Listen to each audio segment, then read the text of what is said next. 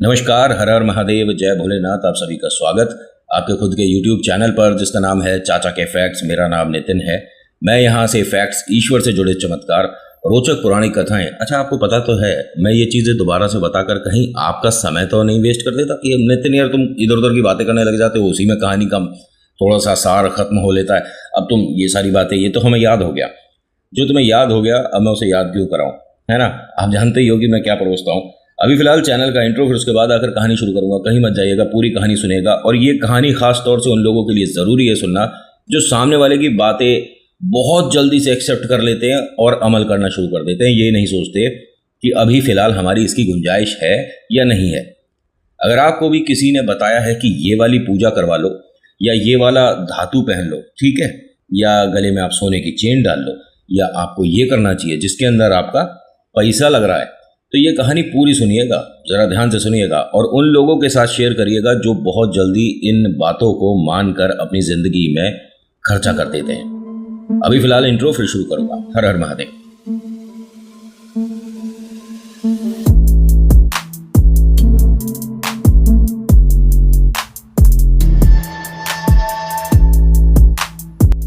आज की कहानी शुरू करने से पहले दुनिया की एक लौती ऐसी बात बोलने वाला हूं जो किसी ने कभी नहीं कही होगी और मैंने तो बिल्कुल नहीं कही है।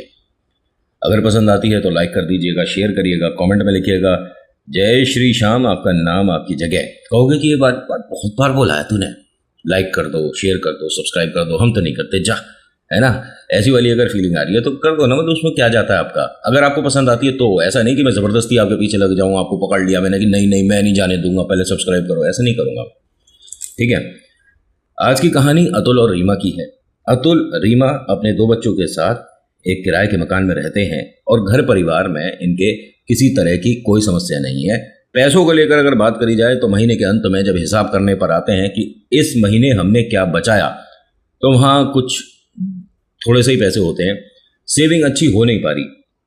पूजा पाठ ही है, जब घर से निकलते हैं तो जोत आरती करते हैं, पूजा करते हैं, लेकिन ऐसा नहीं कि कई कई घंटे बैठे हैं पूजा में, ऐसा नहीं है।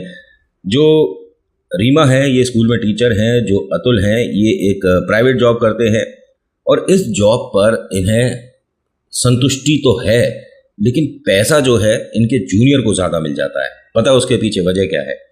जो जूनियर है वो खेलना जानते हैं, ठीक है, ये थोड़ा सीधा ज़्यादा है।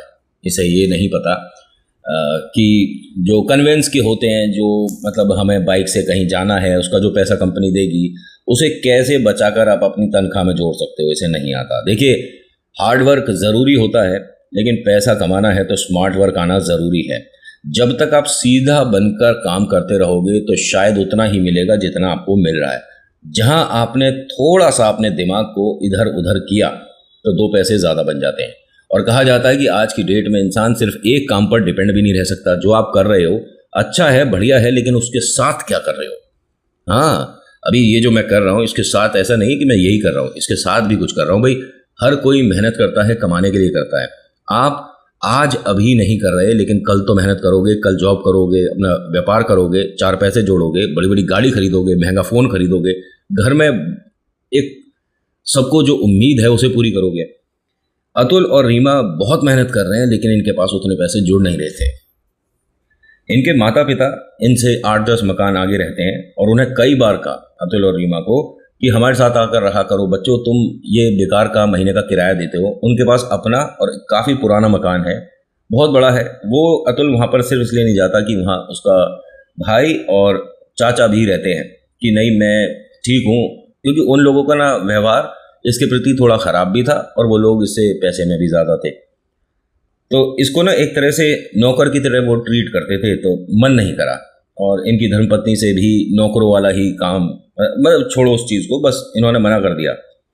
अम्मा बाबूजी बहुत लाड़ प्यार करते हैं अतुल और रीमा को और हर बार कुछ नई बात समझाते हैं, सिखाते हैं और अपने नाती पोते के लिए हर महीने कुछ ना कुछ अपनी तरफ से कर देते हैं। समझ रहे हो, कभी कपड़े दिला दिए, कभी स्कूल की फीस एक बार देख ली, और मतलब वो चाहते हैं। लेकिन अतुल और रीमा दोनों स्वाभिमानी हैं, 1 रुपया भी किसी से फालतू में पकड़ते नहीं है। और किस्मत देखिए कितनी अच्छी है इनकी, इनके पास पैसे कम हैं चलेगा, लेकिन इनके ऊपर किसी का कर्जा नहीं है। हाँ, इन्होंने किसी का भी 1 रुपया नहीं देना, कोई परेशानी नहीं है। जब कर्जा ना होना सिर पर तो चैन की नींद आती है। लेकिन इनके साथ अभी बहुत बड़ी समस्या जुड़ने वाली है, जिसके लिए दोनों तैयार नहीं थे। अतुल और रीमा आज इनके ऑफिस की न जाने किस वक्त किस बात की छुट्टी थी। बच्चों को स्कूल भेजने के बाद आपस में बैठे बात कर रहे थे कि हम आगे चलकर इन बच्चों के भविष्य के लिए कैसे पैसे जोड़ पाएंगे। हमारी ज़िंदगी जैसे कट रही है कटती रहे, लेकिन इन दोनों का दाखिला जब कॉलेज में होगा तो बहुत सारे पैसे लग जाते हैं। स्कूल में भी अब जैसे जैसे बड़े होंगे, अभी तो चलो छोटी क्लास में 7th और 5th में है, लेकिन बड़ी क्लास में आएंगे तो खर्चा बढ़ जाएगा। क्या हमें यहाँ से नाम हटवा कर किसी दूसरे स्कूल में करना चाहिए? हमने इस स्कूल में तो इसलिए किया था कि ये इस जगह का सबसे अच्छा स्कूल है। हमें अंग्रेजी माध्यम से पढ़ाई नहीं मिली तो कोई बात नहीं, मैं बच्चों को एक अच्छे शिखर पर देखना चाहता हूँ। तो इन्होंने कहा कि बच्चों को इस स्कूल से हटाने की ज़रूरत तो नहीं है। हमारे स्कूल में अभी 2 महीने तक ऐसा सुनने में आ रहा है कि टीचर को अब हटाया जा रहा है, और इन 2 महीने के अंदर अगर मेरा नाम ना आए तो बहुत अच्छा हो जाएगा, वरना स्थिति बहुत बिगड़ जाएगी। अतुल बड़ा परेशान हो गया कि तुम्हारे स्कूल में तुम्हारे को तो तकरीबन 8 साल का तजुर्बा है, तो तुम्हें क्यों हटा देंगे? उन्होंने कहा तजुर्बा वगैरह कुछ नहीं होता, ये प्राइवेट स्कूल है, यहाँ पर हमें बैठने के लिए कुर्सी तक नहीं मिलती। हम सभी टीचर ने कई बार मैडम से रिक्वेस्ट करी, प्रिंसिपल से, वाइस प्रिंसिपल से, जो कि अपने बड़े से कैबिन में, ऑफिस में एसी के नीचे एक आरामदायक कुर्सी पर बैठकर कागजों पर साइन करती हैं। उसने कहा कि आपको स्कूल में पढ़ाने के लिए बुलाया जाता है, बैठने के लिए नहीं। जब आपकी क्लास खत्म होती है, आप स्टाफ रूम में होते हो, सिर्फ तब बैठ सकते हो, वरना खड़े रहो। हाँ भैया, वो मालिक लोग हैं, हम नौकर लोग हैं, हमें जैसा बोल दिया करना पड़ेगा। इसने कहा फिर अगर स्कूल से तुम्हें हटाते हैं ना, तो तुम्हें रिक्वेस्ट करने की ज़रूरत नहीं है, कोई दूसरे स्कूल में ऐसे में चली जाना जहाँ पर कम से कम टीचर बैठ कर बात कर पाए बच्चों से। उसने कहा कि नहीं, अब यहाँ थोड़े पैसे अच्छे मिल जाते हैं, दूसरी जगह टीचर का अपॉइंटमेंट बड़ी मुश्किल से हो पाता है, और कहीं तो मैंने ये भी सुना है कि कुछ पैसे भी लग जाते हैं और हम पर जमा है नहीं। इनके अकाउंट में ना, इन दोनों के अकाउंट में मैं आपको बताऊं तो बड़ा अजीब लगेगा, इन्होंने मुझे उसकी फ़ोटो भी भेजी थी। ये जितने के आप मतलब क्या बोलूँ आपको, इनके पास जो सेविंग है ना, जितने की एक साइकिल आती है ना, 5-6 हज़ार रुपये की आती है, कितने की आती है, ये इन दोनों की सेविंग है। जुड़े हुए पैसे जिसे कहते हैं ना, जो आपके खाते में न जाने कितनी डिजिट है, इनके पास इतने ही थे। मतलब अगर दोनों बच्चे डिमांड कर दें कि 2 साइकिल चाहिए तो नहीं ले सकते, लेकिन खुश हैं, कोई समस्या नहीं थी। इनके इस परेशानी को ना घर से बाहर न जाने किसने कैसे भांप लिया, पता नहीं। इनके घर कोई हस्बैंड वाइफ आते हैं और जय श्री श्याम बोलकर घर के अंदर एंट्री करते हैं। आइए आइए बैठिए भाई साहब, कैसे हैं आप? बहन जी आप कैसी हैं? सब कुछ ठीक है, और हमारे पास एक खुशखबरी है आपके लिए। बताइए क्या मतलब, हम कैसी खुशखबरी? हम खाटू श्याम बाबा को बहुत मानते हैं, खाटू श्याम दरबार जाते हैं। वहाँ से किस्मत ऐसी होती है कि हमें बाबा के माध्यम से पता चलता है कि किसके लिए उन्होंने ये भेंट करी है। हम आपकी बात समझ नहीं पा रहे। तो एक वो जो रोड किनारे छल्ले मिलते हैं ना, लोहे के, पीतल के, तांबे के छल्ले मिलते हैं, देखें आपने? छल्ले इन द सेंस रिंग के बारे में बात कर रहा हूँ, ठीक है? रिंग जो होती है जो कि सिर्फ ऐसा होता है, ये वाले छल्ले कहीं से खरीद लिया होगा, 2-1 रुपये का, 5 रुपये का। ये बाबा शाम के जब हम गए थे तो वहाँ बाबा के प्रसाद में मिला है। आपको मिला आज तक?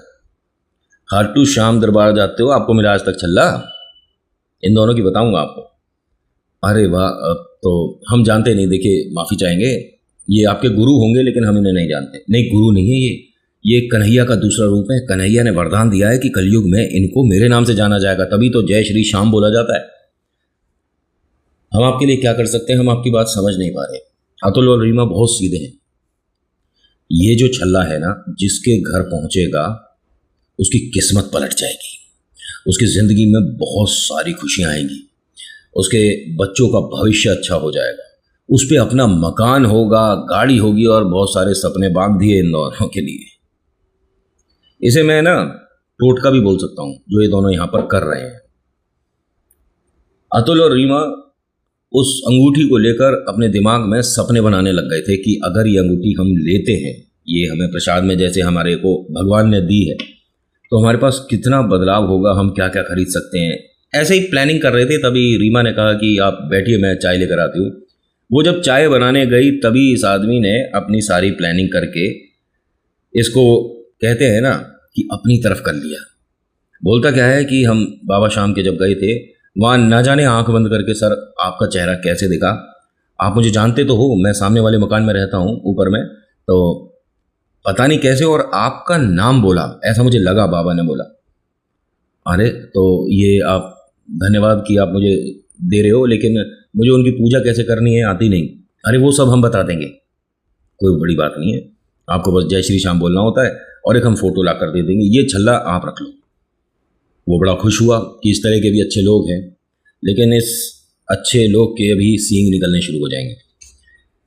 अच्छा, मैं ज़्यादा पास से आकर आपको कहानी सुना रहा हूँ क्या? अभी देखिए सेटअप ना पूरा तैयार नहीं है, जैसे ही तैयार हो जाएगा तो बहुत दूर होगा कैमरा, फिर मैं आपको पूरा बैठा हुआ दिखूंगा। अभी तो ऐसा लगता है ना कि तू बस कैमरे से बाहर ही आ जाएगा, थोड़ा सा ज़्यादा ही पास होता है कैमरा, क्योंकि सारा सेटअप बस एक टेबल पे एडजस्ट करके रखा हुआ है। जैसे ही सेटअप तैयार होगा, कंप्लीट हो कालीन शालीन झूमर शूमर, फिर उसके बाद मजा आएगा। होता क्या है, इस आदमी ने धन्यवाद करते हुए जब हाथ जोड़े तो उस आदमी ने, सामने वाले ने, जो कि बाबा शाम का भक्त है, क्या बोलता है कि आपको बस इसके इतने पैसे देने हैं, और वो जो इसने धनराशि बताई, इन दोनों की तनख्वाह जोड़ लो 4 महीने की, इतने का छल्ला बता दिया इस आदमी ने। उसने कहा भाई साहब माफ़ी चाहूँगा लेकिन हमारी गुंजाइश ऐसी है नहीं। तो क्या कहता है, ये सोने का हो सकता है, अभी तो आप जिस भी धातु का पहन रहे हो पहनो, लेकिन इसका मूल्य इतना है, प्रसाद में हमें मिला लेकिन हमने इसके दाम वहाँ दिए थे, हम तो आपके लिए लाए थे। चलो कोई बात नहीं, अब ये वापस तो होगा नहीं, बस पैसे खराब हो गए। और बड़ा उदास सा मुँह बना लिया। तो अतुल को ये पसंद नहीं आया। अतुल ने कहा कि आप क्या एक काम कर सकते हैं, मैं आपको धीरे धीरे करके पैसे दे सकता हूँ। हाँ हाँ, अरे भाई साहब कैसी बात है, आप भी यहाँ रहते हो, हम भी यहाँ रहते हैं, एक काम करिए आप इसे रख लीजिए और धीरे धीरे करके पैसे दे दीजिएगा। इसे कहते हैं बस एक बार आप किसी को किसी चीज़ का लत लगा दो, फिर तो धीरे धीरे वो आपकी तरफ हो ही जाएगा। इस तरह के लोग हैं मार्केट में, बाबा का नाम लेकर पैसे जोड़ रहे हैं। एक चीज़ बताऊं, देखिए बुरा मत मानिएगा, मेरे पास भी कुछ लोग आए थे अभी 3 दिन पहले, मैंने मना कर दिया। बाबा शाम का भव्य जागरण करा रहे हैं, आपकी तरफ से क्या योगदान होगा? मैंने कुछ नहीं। क्या बोल रहे हो आप, मतलब आप बाबा को मानते हो, जानते हो, कह रहे कि योगदान आप अपने हिसाब से करा लो ना। मैंने बोल दिया, मैंने यही बात बोली, मैंने मेरी क्षमता है, मैं अकेले करा लेता हूँ, मुझे कोई दिक्कत नहीं। लेकिन ये जो योगदान के नाम पे आप तीसरी बार आए हो ना 1 महीने के अंदर, वो मुझे सब पता है। तो वो आदमी थोड़ा परेशान हो गया। एक टोली सी लेकर चल रहे हैं, 3-4 लोग की टोली है, हाथ में कागज ले रखा, ऊपर बाबा शाम की फोटो लगा रखी है। मैंने कहाँ हो रहा है ये जागरण? कह रहा हम राजस्थान कराएंगे। तो मैंने राजस्थान में लो ना पैसे, जो लोग वहाँ पर देख पाए कि हाँ यहाँ पर कुछ हुआ है। तुम यहाँ पर मेरे से पैसे लेकर राजस्थान में जागरण कराने जा रहे हो। मैंने बेटा मैं लगता हूँ नहीं, समझ रहे हो मूर्ख। आप कुछ और शब्द बोल रहे थे क्या मेरे लिए? ऐसे नहीं बोलते हैं, घर वाली बात है, आपको भी लग जाएगी वो वाली बात। फिर मैंने उनसे यही कहा, मैंने मूर्ख लगता हूँ नहीं, मैं पर्ची क्यों कटाऊँ, मेरे सामने जागरण कराओ, मैं पंडाल का क्या बहुत चीज़ों का खर्चा उठा लूँगा, इतना तो सक्षम हूँ।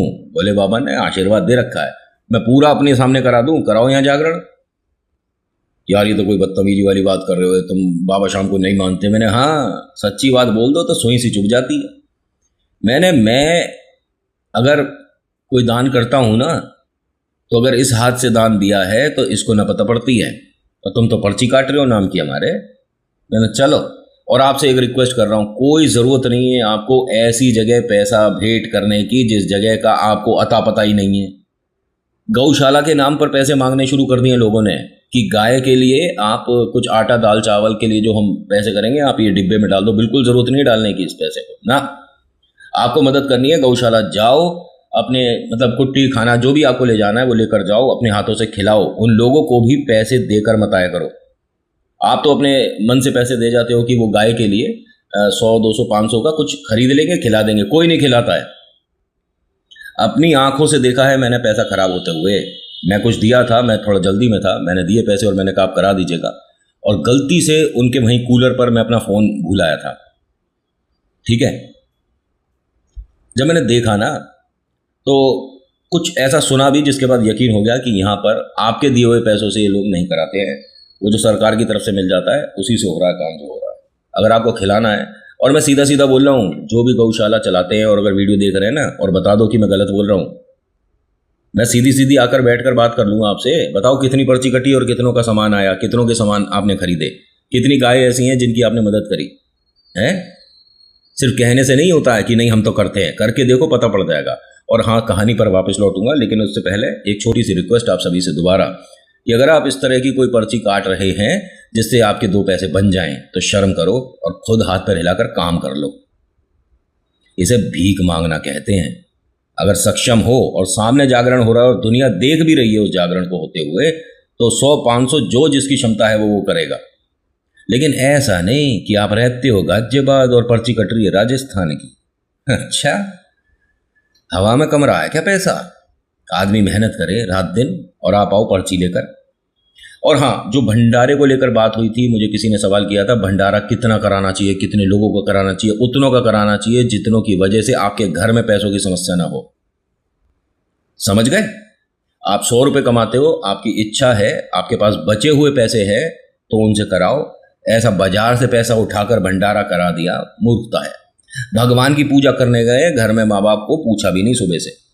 बहुत बढ़िया। खैर, बातें चल रही थी, अम्मा बाबूजी आ गए यहाँ पर। अरे आइए अम्मा जी।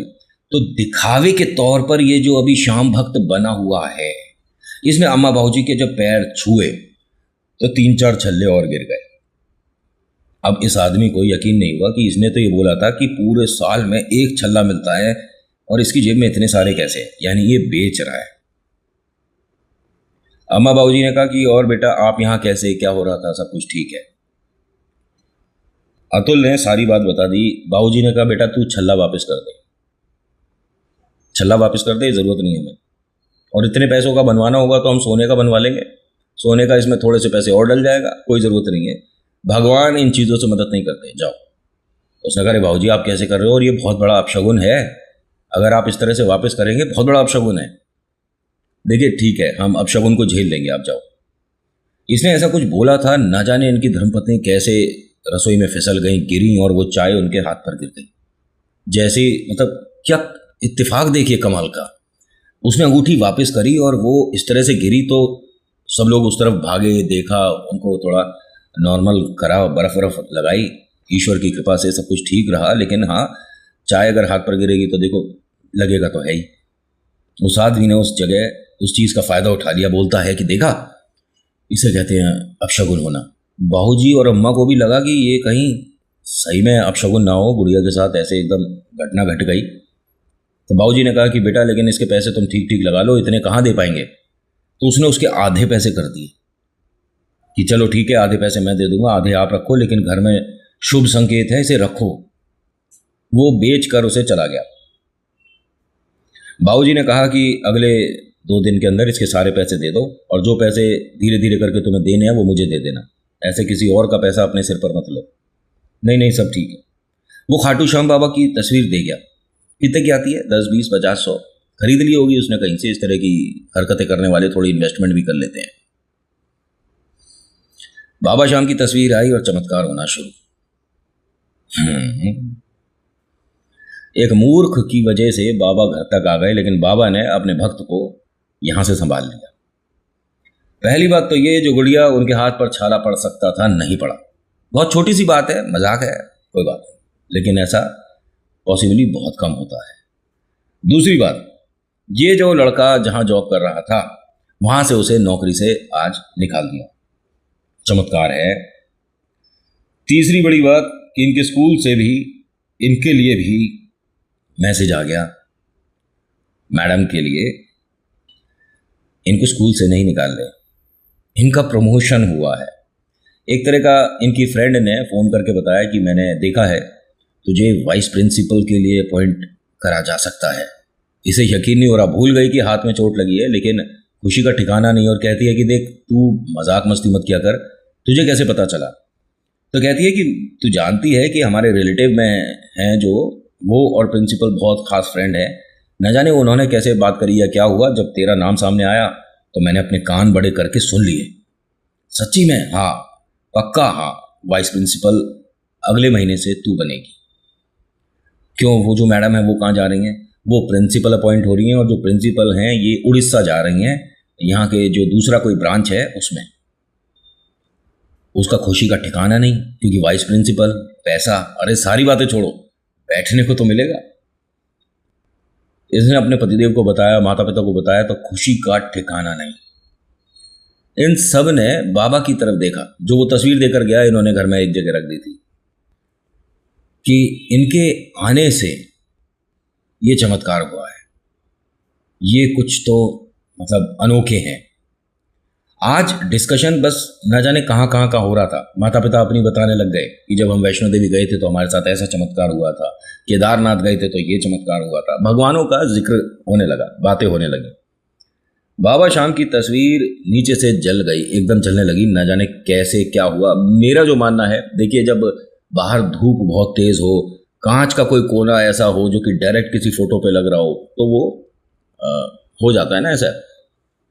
जैसे हम बचपन में वो क्या कौन सा लेंस होता है ना, उस लेंस से हम फोटो को, कागज को ऐसे करते हैं। इन्होंने एकदम देखा, उसे बुझाया, तो कहती हैं रोते रोते कि ये गलत है।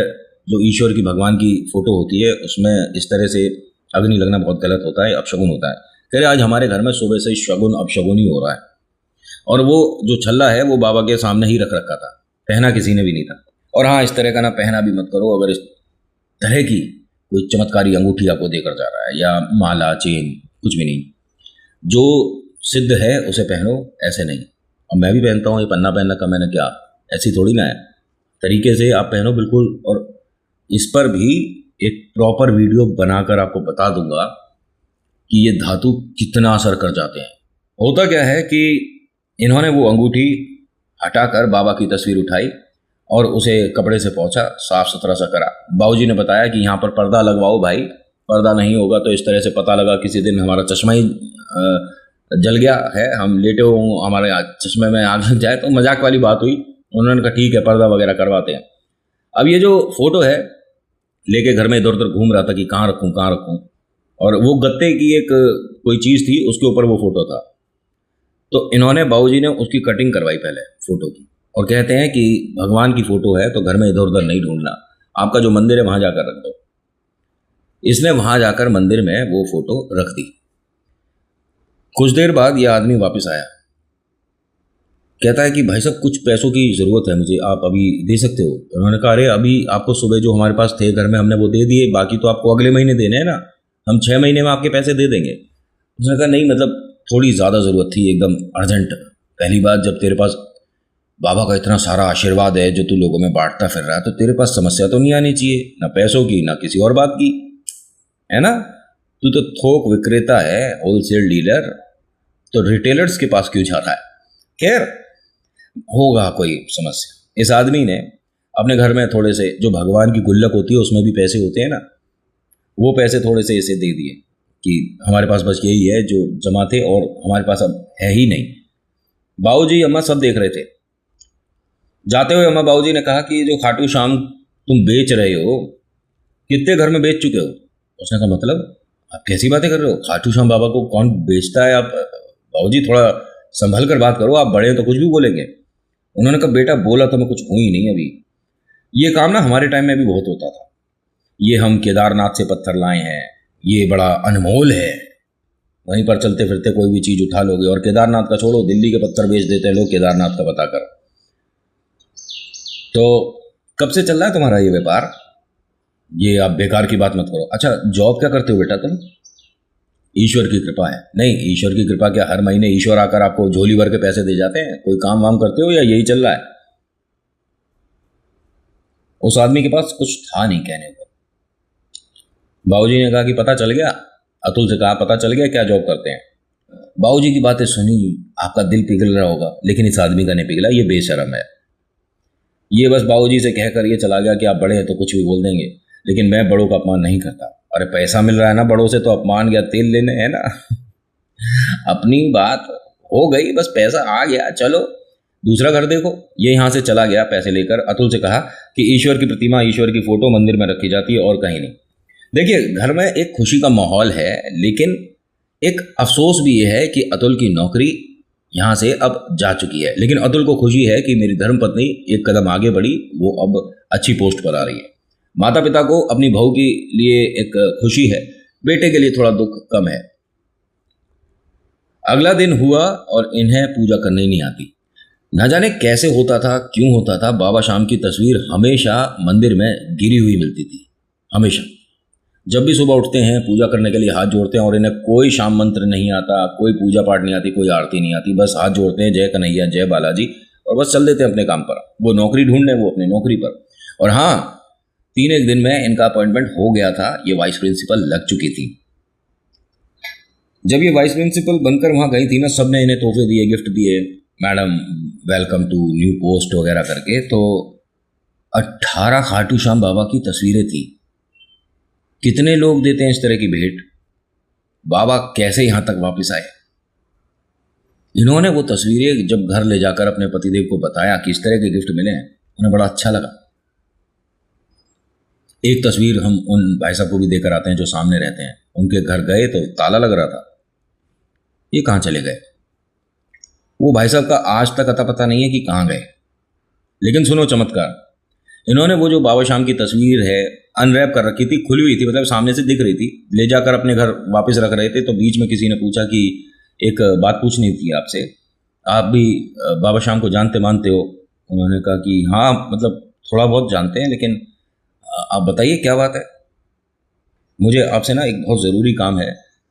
मुझे किसी ने अंगूठी दी थी और एक फ़ोटो दी थी, तो लेकिन वो कोई मंत्र और पूजा नहीं बता कर गए। अच्छा, आपको अंगूठी दी है, कब? उसने कहा कि अभी 3 दिन पहले। आपके हाथ में उनकी फ़ोटो देखी तो मैं पूछना चाह रहा था कि कोई मंत्र वगैरह आता हो तो बताइए। मैं उन भाई साहब को, उन दीदी को जानता हूँ नहीं, लेकिन उन्होंने पूछा कितने की अंगूठी दी थी, बताया। इनसे 2 रुपये कम थी, लेकिन बेच गया एक और को। बाबा शाम के मंदिर में 1 साल में 1 बार मिलती है ये अंगूठी प्रसाद में। हाँ, इसको 2 बार मिल गई हफ्ते में। खैर, ये दोनों हंसने लगे इस बात को देखकर कि हम कितने बड़े मूर्ख थे कि हमें कोई भी मूर्ख बनाकर चला गया। उस आदमी से कह दिया कि नहीं, हमें कुछ नहीं आता, आप एक काम करिए, मंदिर जाकर एक बार पूछिए तो ज़्यादा बेहतर होगा, जिस विषय में हमें पता नहीं उसमें क्या बोलें।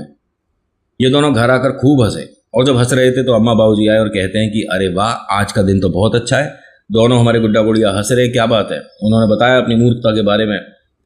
तो बाबूजी ने कहा कि वो जितने पैसे ले गया ना, उसके लिए उतने बहुत हैं, वो दोबारा आएगा भी नहीं। कह रहे हाँ, हमें भी ऐसा ही लगता है, लेकिन बाबूजी इस तरह के लोग कितना बड़ा काम कर रहे हैं, देख रहे हो आप। हम वास्तव में बाबा शाम को नहीं जानते थे, नहीं मानते थे, लेकिन इनके घर में आने से मेरे साथ जो जॉब का हुआ वो तो चलो बात की बात है, इसके साथ जो हो ही नहीं सकता था वो चमत्कार हुआ। इनकी जो दादी जी हैं, मतलब बच्चों की दादी जी जो हैं, उन्होंने कहा कि बेटा इसी को कहते हैं चमत्कार। क्योंकि ईश्वर पर भी हम तभी भरोसा करते हैं जब नमस्कार करते हैं, इनफैक्ट जब चमत्कार हो रहा हो, वरना कौन भगवान जी को याद करता है। इन्होंने अपनी यहाँ पर कॉलोनी में, सोसाइटी में बहुत सारे लोगों से पूछा, तो हाँ, एक परिवार ऐसा मिला जो बाबा शाम को बहुत मन से अच्छे से जानता पहचानता है, उनका घर बाबा से चलता है। उन्होंने बाबा से जुड़ी एक एक बात बताई, बाघा कैसे होता है और आप नारियल के किस तरह से अपने पूजा में शामिल करते हैं। वहाँ जब आप नारियल लेकर आते हैं, अरदास लगा कर आते हैं, अपने घर पर ला कर रखते हैं, उसकी भी पूजा करते हैं, और जब वो बाबा मदद करते हैं तो आप वापस जाकर अर्पण करते हो, वहाँ से फिर आपको इतना सा बाघा भी मिलता है ना। सब बताया इन्हें। उसके बाद आज तकरीबन इस बात को 11-1 साल हो गए, वो प्रिंसिपल बन चुकी है जो वाइस प्रिंसिपल थी। और हाँ, मैं दावे से बोल रहा हूँ, बाबा शाम ने कृपा करी तब बनी है। बहुत से लोग कहते हैं कि जो काबिल है वो बन ही जाता है, भगवान की क्या जरूरत है? क्यों, काबिल तो आप भी हो।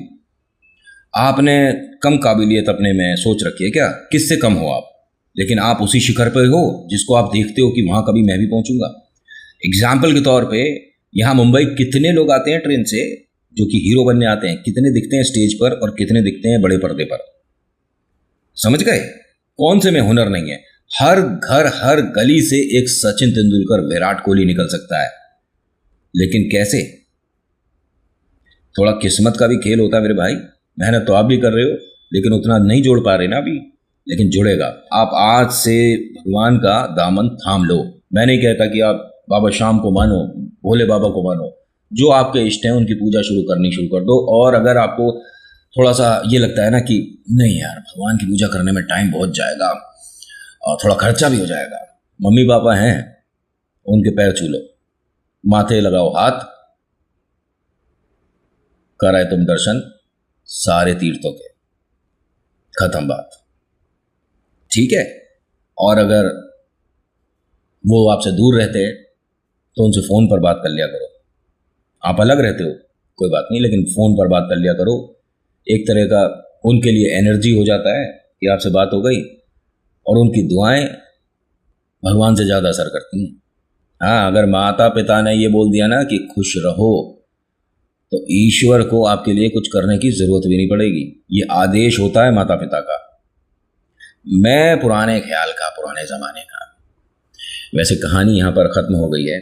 इन भाई साहब का अच्छा खासा काम चल रहा है, व्यापार है, और ये कह सकते हैं कि अभी फ़िलहाल स्थिति वो जो अभी लॉकडाउन वगैरह हुआ था उसके बाद थोड़ी सामान्य नहीं थी, लेकिन आज ये दोबारा से अपने पैरों पर खड़े हो चुके हैं। जो दुकान किराए की थी वो इनकी अपनी है, दिल्ली में है, चांदनी चौक में, और वहाँ आप दुकान जानते हैं कितने की आती है, तो बताने की ज़रूरत ही नहीं कि अब ये पैसे में कहाँ स्टैंड करते हैं। ये कहानी मुझे बताने के लिए अम्मा बाबू जी ने कही है। ये अम्मा बाबू जी घर पर कहते हैं कि हमने एक टीवी नितिन तेरे नाम का कर रखा है बेटे, उस पर सिर्फ तू आता है, उस पर कोई और प्रोग्राम नहीं आता। ये देखो, ये दोनों हाथ जोड़ रहा हूँ मैं, और कोहनी तक जोड़कर आपको धन्यवाद बोलता हूँ बाबू जी। दंडवत मेरी तरफ से। अगर आप दंडौत समझते हो तो मैं मथुरा का, तो मैं दंडौत ही बोलता हूँ। हमारे यहाँ राम राम जय भोले बाद में बोला जाता है, लेकिन अगर कोई हमारे बड़े हैं तो हम उन्हें दंडौत बोलते हैं, और नहीं जानते तो चलो कोई बात नहीं, आप नमस्कार राम राम समझ लो। आपने जो मुझे कहा, जैसा मुझे बताया वैसा मैंने सुनाया। और कहते हैं कि बहुत से लोग हैं कहानियों में मसाला लगा कर सुनाते हैं, लेकिन तू जो होता है वैसा सुना देता है। चाहे कहानी लोगों को पसंद आए या नहीं आए, अपनी तरफ से मसाले नहीं लगाता।